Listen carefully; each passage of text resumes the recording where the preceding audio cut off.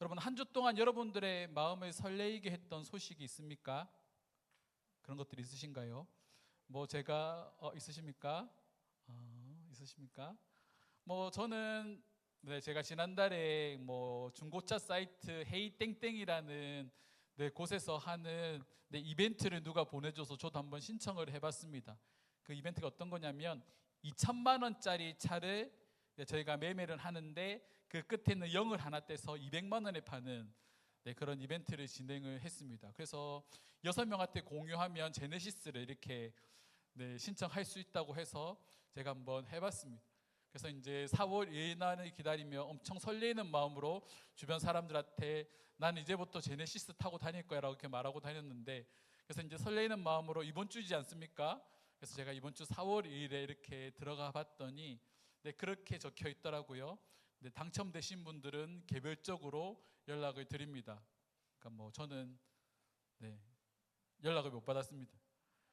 그 기간 동안 행복했습니다. 설레이고 기다려지고 막 언제 발표되는지 막 그렇게 기다리면서 행복한 시간들, 잠깐의 기쁨을 보냈던 것 같습니다. 이제 한 달 뒤면 어린이날입니다. 오늘 아침에 차를 타고 오는데 저희 둘째가, 예담이가 아빠 오늘 며칠이야? 오늘 4월 5일 식목일이네. 그러면 아빠 어린이날 얼마나 남았어? 이렇게 물어봅니다. 어린이날 어떤 날입니까? 아이들에게,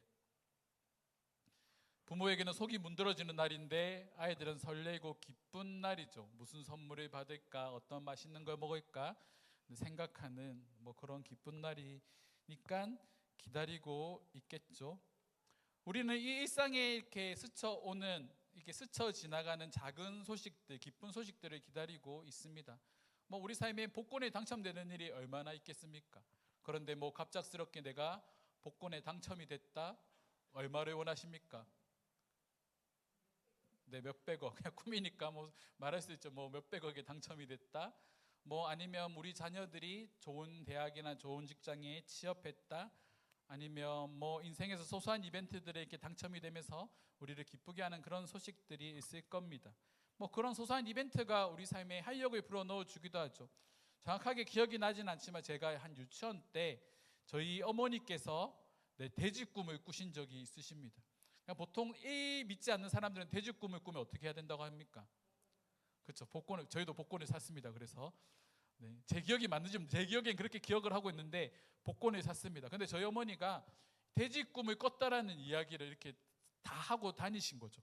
돼지 꿈 꿨다, 돼지 꿈 꿨다. 그래서 주위에서 복권 사라고 해서 이제 복권을 샀습니다.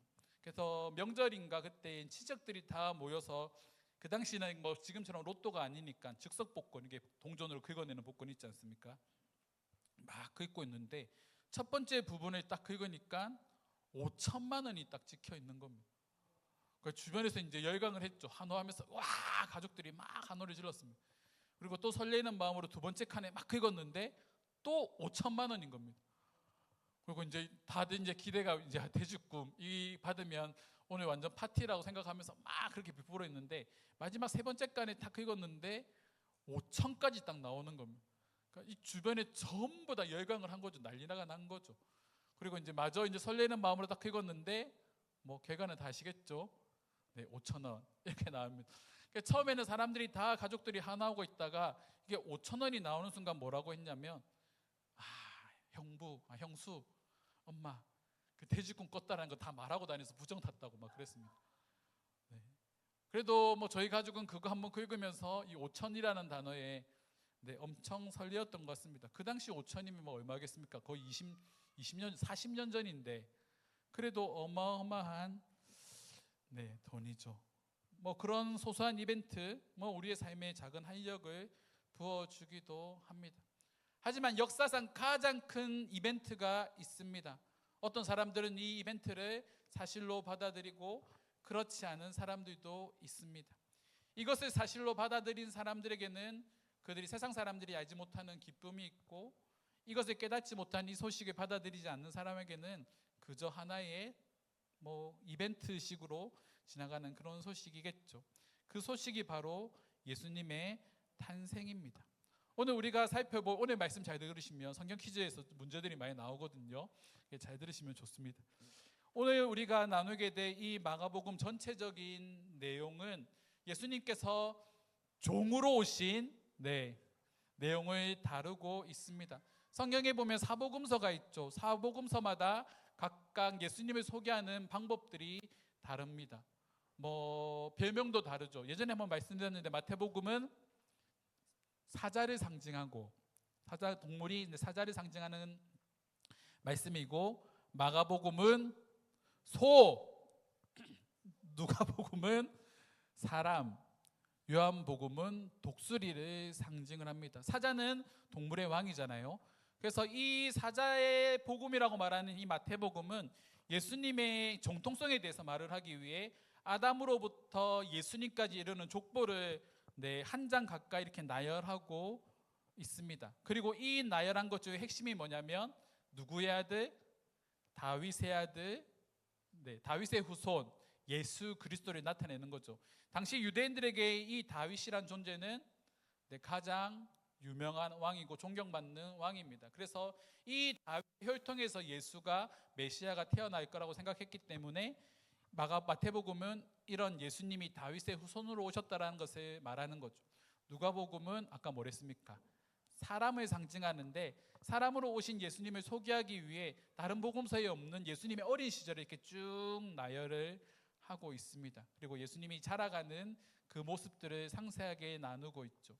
그리고 마지막으로 요한복음은 하나님이신 예수 그리스도. 그래서 이제 독수리를 이렇게 상징하는 동물이, 그래서 요한복음에는 1장부터 요한이 예수님이 어떤 분이시다, 예수님은 말씀이시다라고 이렇게 선포를 하고 예수님의 놀라운 이적들을 계속해서 기록을 하고 있습니다. 그래서 물을 포도주로 만든다거나 죽은 자를 살리시는 그런 사건들이 계속 기록이 되어져 있는데, 여기서 요한이 말하고자 하는 건 예수님이 전능하신 하나님이시다라는 걸 드러내는 거죠. 그러면 마가복음은요? 마가복음의 별명은 뭐라고요? 동물의 소. 소는 어떤 동물입니까? 태어날 때부터 죽을 때까지 그 당시 소는 일만 하는 동물입니다. 그래서 이 마가복음에 등장하고 있는 예수님은 종의 모습으로 오신 예수님을 의미하는 거죠. 그래서 이 마가복음의 첫 1자의 말씀, 이 예수님에 대해서 딱 한마디 한 문장으로 설명을 합니다. 다른 복음서에는 예수님을 이렇게 쫙 펼쳐서 소개를 하는데 마가복음은 우리가 읽었던 1장 1절 말씀 한번 더 읽어볼까요? 자, 뭐랍니까? 하나님의 아들 예수 그리스도 복음의 시작이라. 마가는 이 한 문장으로 예수님을 소개하고 있습니다. 하나님의 아들이라는 것은 하나님과 동등한 존재, 예수님 이꼬르 하나님이시다라는 그런 의미이고, 예수가 그리스도라는 것은 예수가 성경에 기록되어진 메시아다라는 그런 의미입니다. 그 메시아이신 예수가 뭐라고요? 복음의 시작이다라고 말을 하고 있습니다. 그러면 이 복음에 대해서 우리가 한번 생각을 해봐야 되겠죠. 그 당시 로마 사람들이 이해하고 있는, 헬라인들이 이해하고 있는 복음은 이런 겁니다. 새로운 황제가 등극을 하거나 황제가 전쟁에 나가서 승리를 하는 그 소식이 당시 사람들에게 복음으로 여겨졌습니다. 왜 이게 복음일까요? 새로운 황제가 등극하면 이 황제는 이 백성들에게 떡이나 포도주나 돈이나 이런 것들에 막 하사를 합니다. 당시 가난한 사람들도 많았고 하니까 이 황제가 하사하는 빵과 포도주와 그리고 돈을 받는다라는 건 이들에게 어떤 소식입니까? 기쁜 소식이죠. 지금으로 말하면 우리나라에도 상황이, 환경이, 시대가 조금 어렵다 보니까 서민들을 위해 이렇게 정부에서 재정을 풀지 않습니까? 그래서 이거로 시장 경제도 돌아가게 하고 잠깐의 가족들과 함께 외식도 하고 가라는 지원금 같은 거 이렇게 풀지 않습니까? 그런 모습들이 그 당시 사람들이 이해하고 있는 복음이라는 겁니다. 뿐만이 아니라 황제는 이 사람들, 백성들의 마음을 얻기 위해 전쟁에서 승리를 하거나 했을 때 검투사 경기를 엽니다. 그럼 사람들이 이 원형극장에 모여 검투사들이 서로 싸우는 모습을 보는 거죠. 그리고 거기서 또 떡과 포도주를 마시며 또 거기서 열광하고 황제를 친송하기 시작합니다. 이게 그 당시 사람들이 이해하고 있는 복음입니다. 기쁜 소식인 거죠. 그런데 이 복음이라는 단어를, 황제에게만 사용되던 이 복음이라는 단어를 마가는 누구에게 사용합니까? 예수님께 사용합니다. 그 당시 예수님은 어떤 사람일까요? 나사렛 출신의 청년 목수 시골뜨기입니다. 시골뜨기에게 황제에게 사용하는 단어를 사용하고 있는 거죠. 이건 그 당시 사람들에게 있어서는 정말 어떻게 보면 나라에 반하는 반역을 일으키는 정말 혁신적인 그런 표현입니다. 그런데 마가가 예수님을 향해 복음의 시작이다라고 말을 하고 있습니다. 그럼 예수님께서 보여주신 복음, 예수 그리스도가 복음의 시작이라고 말했는데 예수님께서 보여주시는 이 복음이 무엇인가에 대해서 마가복음이 쭉 기록을 하고 있습니다. 예수님의 이렇게 걸어가신 행보들을 보면 이 복음이 무엇인지 우리가 알 수 있는 거죠. 예수님 어떤 일을 하십니까? 1장에 보면 세례 요한에게 세례를 받으시고 본격적으로 공생의 사역을 시작하시게 되는데 예수님이 공생의 사역을 시작하신과 동시에 하셨던 일이 뭐냐면 가난한 사람들, 도움이 필요한 사람들, 귀신 들린 사람들에게 찾아가서 그들의 필요를 채워주고 육신의 병을 낫게 해주고 그들에게 하나님의 나라에 대해서 소개해 주는 겁니다. 그래서 1장에 보면 베드로의 장모의 열병을 고쳐주는 사건이 있고 그 2장으로 노병하면 또 나병 환자 고치고 중풍병자 고치고 안식일에 손 마른 사람을 고치는 그런 사건들이 계속적으로 기록이 되어져 있습니다. 왜 이런 것들을 마가는 보여줄까요? 로마의 황제의 복음은 위로부터 아래로 흘러오는 복음이었다고 한다면 예수님께서 전하시는 복음은 아래에서부터 차곡차곡 그들의 필요와 그들의 아픔을 만져주시는 그런 복음이었다라는 겁니다. 그래서 이 마가복음 말씀에 보면 이 즉이라는 단어랑 곧이라는 단어가 반복적으로 등장을 합니다. 얼마나 등장을 할까요? 거의 40회 이상 등장을 합니다. 예수님께서 곧 가이사라로 가셔서 예수님께서 즉시 그 병을 고치시고라는 표현들이 계속적으로 반복되고 있습니다. 이 두 단어가 의미하는 게 뭐겠습니까? 예수님은 3년의 공생의 기간 동안 쉬지 않으시고 많은 사람들을 찾아가셔서 그들의 마음을 만져주시고 그들의 병을 고쳐주시는 그런 하나님의 나라를 전파하는 이 참된 기쁨을 전파하는 사역들을 3년 동안 분주하게 하셨다라는 거죠. 그리고 그 가운데 마가가 뭘 말할까요? 새벽 미명에 예수께서 한적한 곳으로 가셔서 기도하셨다. 정말 3년 동안 바쁘게 살아가신 그 가운데서도 하나님과의 관계를 놓지 않고 끊임없이 기도하셨다라는 것을 보여주고 있습니다. 이런 섬기는 존재로 오신 예수님, 그래서 마가는 마가복음 10장 45절 말씀에 이렇게 종의 형태로 누군가를 섬기는 존재로 오신 예수님에 대해 이렇게 기록하고 있습니다. 10장 45절입니다. 제가 읽어드리겠습니다. 인자가 온 것은 섬김을 받으려 함이 아니라 도리어 섬기려 하고 자기 목숨을 많은 사람의 대속물로 주려 함이니라. 우리가 잘 아는 말씀이죠. 예수님이 오신 것은 섬김을 받으려 함이 아니라 섬기기 위해 이 땅에 오셨다고 말합니다. 그래서 마가복음에는 예수님께서 엄청나게 많은 사람들을 섬기는 사건들이 기록되어져 있죠. 보리떡 5개와 물고기 2마리로 5,000명을 먹이시는 오병이어 사건도 기록되어져 있고 병을 고치시는 그런 사건도 기록되어져 있습니다. 가난한 자, 도움이 필요한 자, 어려운 사람들에게 끊임없이 찾아가셔서 그들을 도우시고 만져주시고 위로해 주시고 참된 기쁨을 이렇게 허락해 주시는 그런 모습들이 많이 기록되어져 있는 겁니다. 왜 이런 모습을 보일까요? 예수님은 섬김을 받으려 하는 존재가 아니라 섬기기 위한 존재로 이곳에 오셨기 때문입니다. 소가 농부를 위해 정말 뼈 빠지도록 일을 하는 것처럼 아침부터 새벽부터 저녁까지 한 번도 쉬지 않고 계속해서 일을 하고 있는데 그 소가 일하는 것처럼 예수님은 한 사람이라도 더 복음을 전하기 위해 끊임없이 일하시고 움직이시고 그렇게 사람들을 찾아가셨다라는 겁니다. 그리고 그 사실을 통해 우리에게 알려주시고자 하시는 것이 무엇일까요? 예수님은 택함받은 자들, 하나님의 부르심을 받은 자들을 절대로 포기하지 않으시는 분이라는 사실입니다.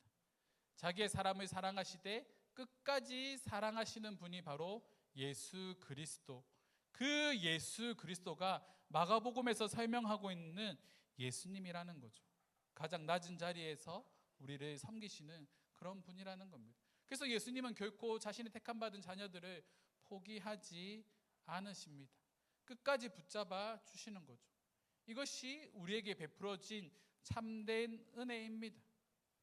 그런데 이 예수님이 우리를 언제까지 붙잡아 주실까요? 언제까지 붙잡아 주시겠습니까?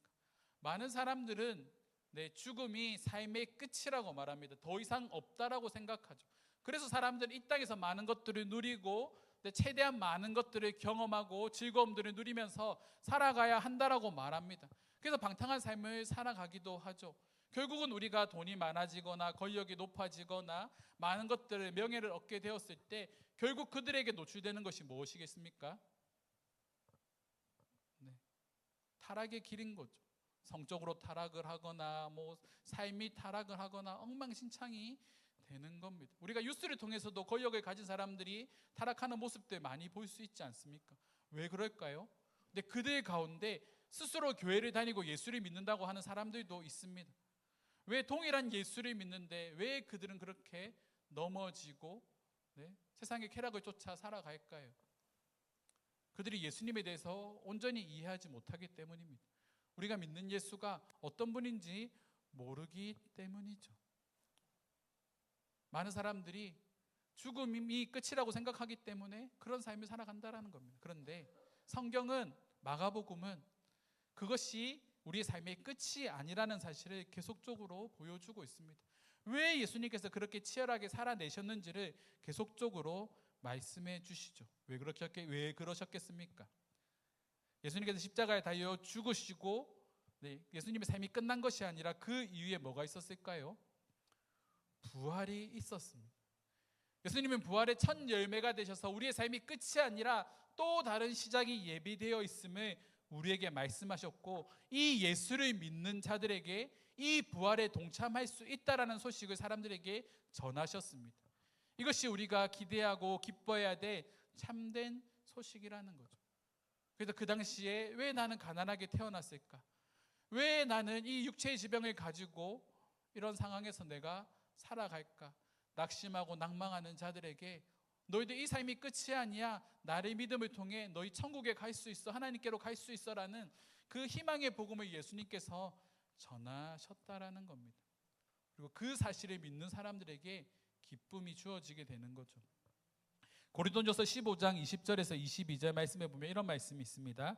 그러나 이제 그리스도께서 죽은 자 가운데서 다시 살아나사 뭐가 되셨다 말합니까?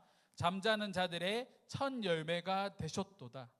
죽어있는 사람들에게 있어서 첫 열매가 되셔서 우리가 부활이 그냥 사람들이 만들어낸 허구의 이야기가 아니라 그리스도가 다시 부활하셨던 것처럼 우리도 다시 부활하게 될 거야 라고 선포하고 계신 거죠. 그 이어서 뭐라 말합니까? 사망이 한 사람으로 말미암았으니 죽은 자의 부활도 한 사람으로 말미암는도다. 아담 안에서 모든 사람이 죽은 것 같이 그리스도 안에서 모든 사람이 삶을 얻으리라. 아담을 통해 우리 가운데 죄가 들어옴으로 우리는 죽음을 맞이하게 되었지만 두 번째 아담이신 예수 그리스도를 통해 예수 그리스도가 죽음을 이기시고 부활하셨기 때문에 우리는 뭐 한다고요? 그리스도 안에서 모든 사람이 뭘 얻었다고요? 삶을 얻었다라고 말을 하고 있는 겁니다. 새로운 삶이 우리에게 예비되어 있다라는 거죠. 믿는 자든 믿지 않는 자든 모두 다 죽음을 맞이합니다. 하지만 그 사람들과 우리의 차이점이 뭡니까? 우리는 죽음이 끝이 아니라 또 다른 시작이라는 믿음이 있습니다. 그리고 이 믿음을 누가 주실까요? 하나님께서 은혜로 우리에게 주시는 겁니다. 성령을 통해 깨닫게 하시는 거죠. 그래서 복음은 성령을 통해 우리를 끝까지 책임져 주신다는 약속을 주는 겁니다. 부활하신 예수님은 지금 우리 곁에 없지만 예수님께서는 우리가 믿음의 여정을 잘 마칠 수 있도록 하나의 한 분을 우리에게 보내주시겠다고 약속하셨는데 그분이 바로 성령 하나님입니다. 우리가 이 말씀을 이해하기 위해, 이 부분을 이해하기 위해 우리 마가복음 1장 8절의 말씀을 우리가 한번 살펴볼 필요가 있습니다. 마가복음 1장 8절의 말씀에 보면 한번 읽어보겠습니다. 같이 시작. 나는 너희에게 물로 세례를 베풀거니와 그는 너희에게 성령으로 세례를 베푸시리라. 아멘. 세례요한이 예수님께 세례를 베풀 때 뭐라 말합니까? 나는 물로 세례를 베푼다. 하지만 누구는요? 그는, 예수님은 성령으로 세례를 베푸신다라고 말을 하고 있습니다. 성령으로 세례를 베푼다라는 건 뭘까요? 예수님께서 성령을 통해 우리에게 강건적으로 역사를 하셔서 우리를 하나님의 자녀로 부르신다라는 그런 의미입니다. 성령으로 세례를 받는다라는 건 하나님의 은혜가 내 안에 강건적으로 들어오는 거죠. 예수를 믿지 않는 내가 어떻게 갑작스럽게 예수를 믿게 되겠습니까? 모태신앙으로 자란 사람들은 어릴 때부터 교회에서 말씀을 듣고 자라다 보니까 은혜원 중에 하나님의 말씀이 새겨져 있지 않지만, 예수를 믿지 않는 사람들, 저처럼 모태신앙이지만 계속적으로 예수를 믿지 않는 사람들에게 어떻게 갑자기 믿음이란 것이 주어졌을까요? 그 모든 것이 성령의 은혜라는 겁니다. 예수님은 이 성령을 우리에게 약속을 하셔서 성령으로 세례를 베풀어 주시는 분이라고 요한이 말을 하고 있는 거죠. 성령의 강건적인 역사로 우리가 은혜를 얻게 된다라는 겁니다. 그리고 성령으로 세례를 베푼다라는 것은 하나님과 우리 사이에 영적인 친밀감이 회복되어진다라는 거 말하는 거죠. 왜 회복되어질까요? 여러분, 우리 은혜가 받으면 제일 먼저 하는 게 뭡니까?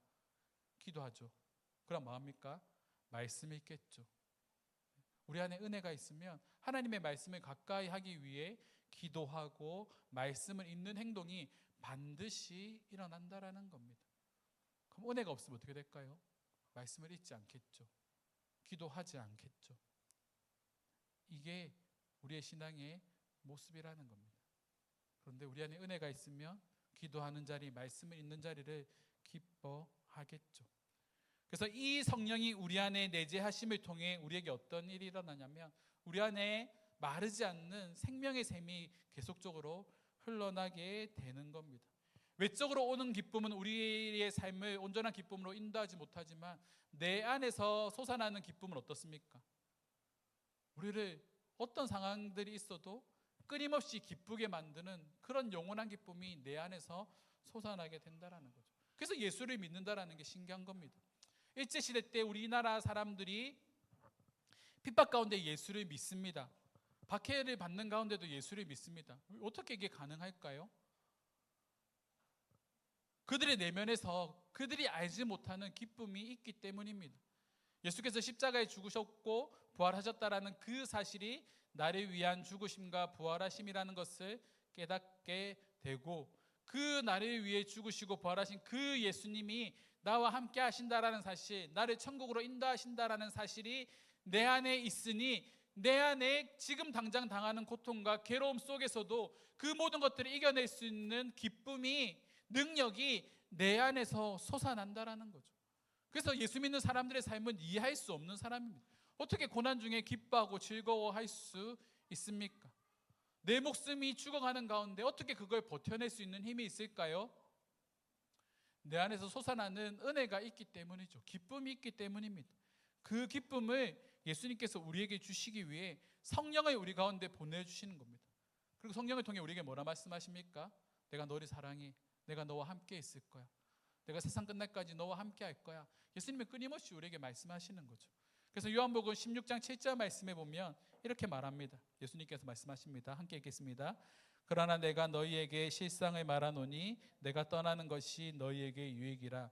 내가 떠나가지 아니하면 보혜사가 너희에게로 오시지 아니할 것이요 가면 내가 그를 너희에게로 보내리라. 예수님은 그 당시에 인간의 육체를 입고 오셨기 때문에 예수님께서 머무실 수 있는 공간은 한정적입니다. 물리적인 공간이 한정적이죠. 그런데 이 땅에 예수를 믿는 사람들이 얼마나 많이 있습니까? 그 당시에 유대인들에게만 함께 보이셨던 그 예수님은, 인간의 육체를 입고 오신 예수님은 그곳에밖에 머물 수 없는 한계를 가지고 계시지만, 이제 예수님께서 죽으시고 부활하신 이후에 약속하신 보혜사 성령은 모든 사람들의 마음 가운데 거하시는 영으로 우리 가운데 함께 하신다라고 말합니다. 마태복음에 나오는 보라 처녀가 잉타하여 아들을 낳을 것이요 그의 이름을 뭐라고 말합니까? 예수라 하라. 우리를 죄에서 구원하시는 분. 그 뒤에 또 소개되는 말이 있죠. 임마누엘, 하나님께서 우리와 함께 하신다. 하나님께서 우리와 함께 하신다라는 그 사실이 어떻게 이 땅 가운데 퍼질까요? 어떻게 증거될까요? 삼위일체 중에 한 분이신 성령이 우리 가운데 오심을 통해 하나님께서 우리와 함께 하신다는 사실이 우리 안에 사실이 되는 겁니다. 진리가 되는 거죠. 그래서 그 성령이 때로는 우리의 선한 양심을 통해 우리 가운데 하나님의 말씀을 통해 우리에게 끊임없이 말씀하시고 우리가 그 말씀에 반응할 때에 하나님은 우리의 길을 선한 길로 의의 길로 인도하신다라는 겁니다. 그리고 당장 우리가 걸어가는 길이 좁고 험한 길이라고 할지라도 우리가 그 길을 믿음으로 걸어가면 하나님께서 우리의 길을 인도하시고 은혜를 베푸신다라는 것을 우리는 믿는 거죠. 그것이 참된 믿음입니다. 하지만 이 땅에서 우리가 그런 은혜를 누리지 못한다고 할지라도 우리는 그 다음 죽음 이후에 우리가 함께 부활해서 하나님 편에 서게 되었을 때 하나님이 그 모든 것을 책임져 주시는 그날이 우리에게 있다라는 거죠. 우리가 그 삶을 살아내기 위해 노력을 해야 합니다. 지난주에 한 분이 찾아와서 그런 이야기를 합니다. 이분은 어느 정도 규모가 있는 교회를 다니시는 분인데 예전에 담임 목사님과 이 장로들 사이에 분쟁이 있어서 교회가 정말 많이 어려웠습니다. 그리고 한번 어느 정도까지 했냐면 교회가 너무 시끄럽고 이게 너무 대치가 심하다 보니까 분쟁이 심하다 보니까 주일 예배 때 담임 목사님이 조폭들을 불러서 이렇게 어모를 받으면서 이 예배당을 빠져나간 적이 있습니다.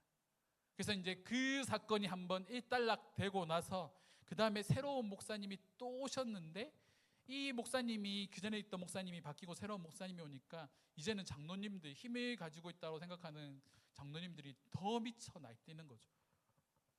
뭐 성도들의 말이 이렇게 들어가지 않고 무조건 독단적으로 교회를 이렇게 이끌어가면서 뭐 또 그렇게 하다가 또 두 번째 목사를 쫓아냈습니다.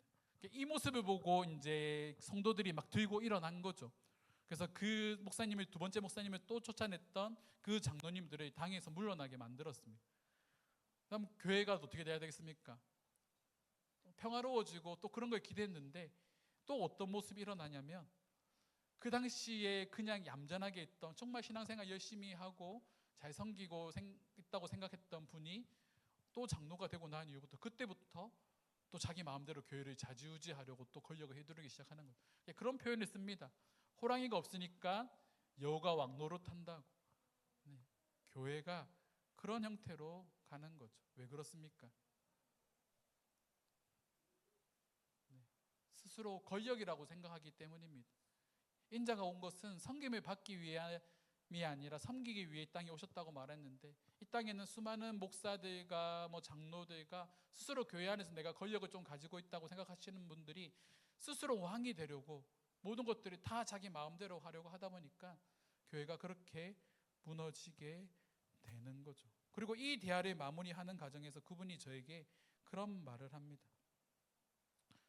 목사님도 지금 거룩하게 살기 위해 발버둥 치려고 노력하고 계시는 거 아닙니까?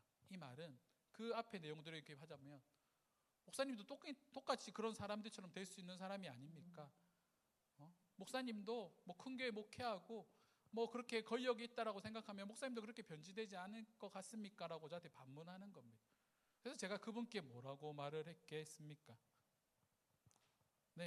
발버둥 치는 거 맞습니다라고 했습니다. 누구보다 더 노력하고 있다라고 했습니다. 왜요? 그렇게 되지 않기 위해, 그런 목사가 되지 않기 위해.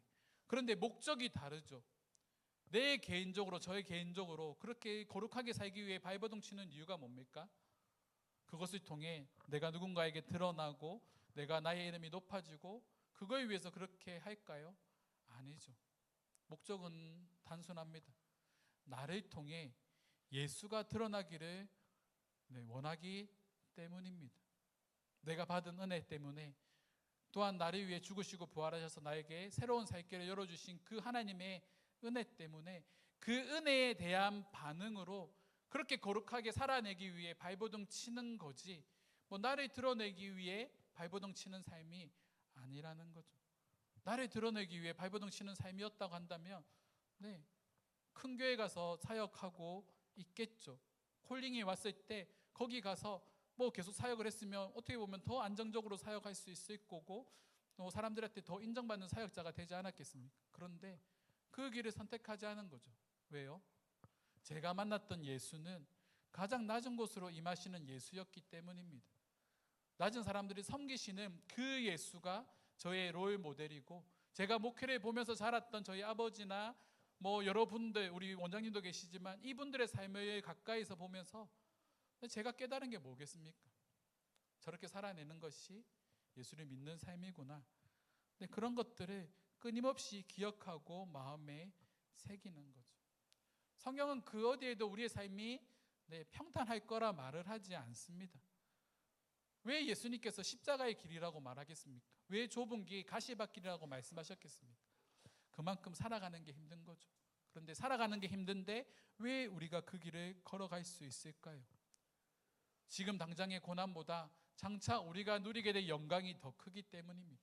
예수님의 부활에 동참했을 때 우리가 누리게 되는 그 기쁨과 즐거움이 너무 크기 때문에 우리는 그 길을 기쁨으로 걸어갈 수 있는 거죠. 그래서 예수 믿는 길은 좁고 험하지만 한번 따라해 볼까요? 복된 길입니다.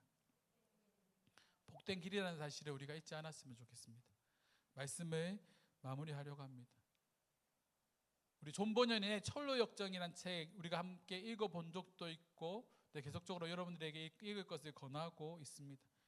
이 책에 보면 크리스천이 철로역정, 말 그대로 천국으로 가는 여정인데, 이 역이라는 단어가 고난이라는 그런 의미도 포함되어 있지 않습니까?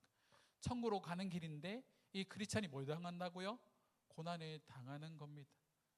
때로는 물에 빠져 죽을 뻔도 하고, 사람들에게 배신을 당하기도 하고, 때로는 잘못된 가르침을 쫓아서 살아갔다가 죽을 만큼 또 고생하기도 하고, 그리고 최종적으로 천국에 거의 다 가까웠을 때 누구랑 싸웁니까?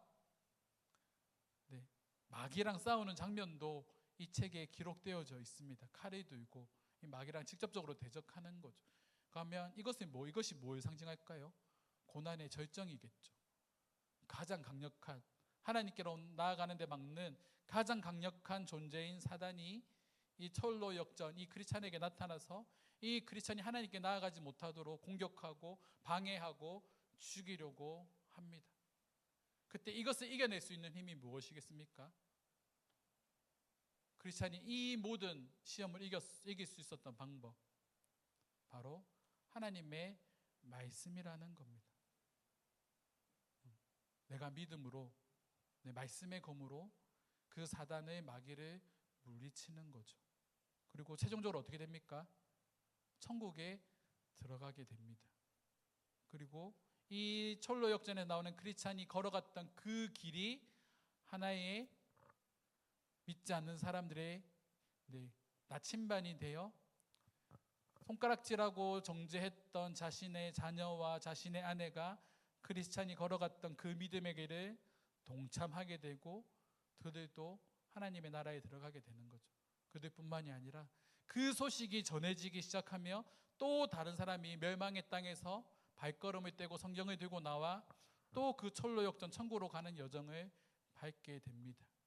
그리고 그 소식이 또 다른 사람에게 전해지는 거죠. 예수 그리스도께서 죽으시고 부활하신 소식이 저와 여러분들에게 전해졌고, 제자들을 통해, 많은 사람들 통해 저와 여러분들에게 전해졌고, 이제는 우리가 그 소식을 전하는 자가 되어 예수 그리스도가 부활하셨다라는 사실을 우리가 전하는 겁니다. 그걸 기념하는 주일이 부활 주일이죠. 우리가 그 예수 그리스도의 부활하심을 믿고 우리가 또한 이 땅 가운데 믿음을 가지고 승리하며 살아가는 저와 여러분들이 되기를 주님의 이름으로 축원합니다.